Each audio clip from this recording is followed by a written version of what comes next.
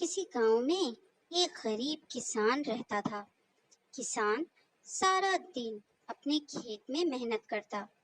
کسان کے پڑوس میں ایک سونار کا گھر تھا۔ یہ سونار امیر ہونے کے ساتھ بے حد لالچی بھی تھا۔ ایک مرتبہ کسان نے اپنے کھیت میں کدوؤں کی فصل اگائی۔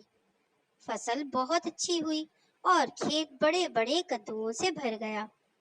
ایک کدو تو اتنا بڑا ہو گیا کہ اس جیسا کدو پہلے کسی نے نہیں دیکھا تھا۔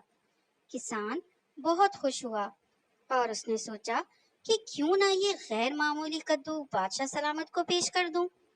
وہ اسے ایک گاڑی میں رکھ کر بادشاہ کے دربار میں لے گیا اور بادشاہ سے عرض کیا، حضور، میرے خیال میں یہ دنیا کا سب سے بڑا کدو ہے۔ اسے آپ کی نظر کرنا چاہتا ہوں۔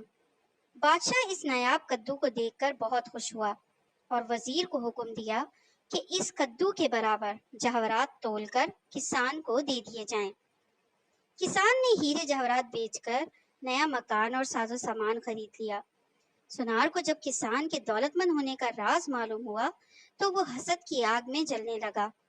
آخر اسے ایک ترکیب سوجھی۔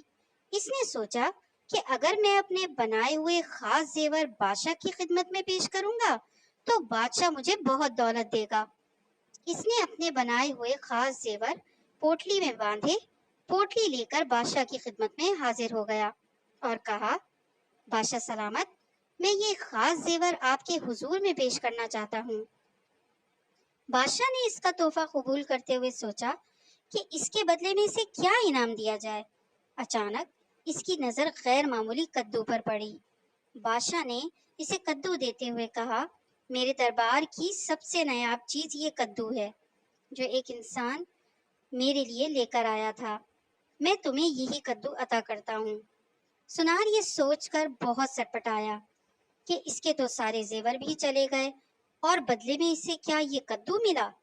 اس نے لرزتی ہوئی آواز میں بادشاہ کا شکریہ ادا کیا اور گھر کی طرف چل دیا۔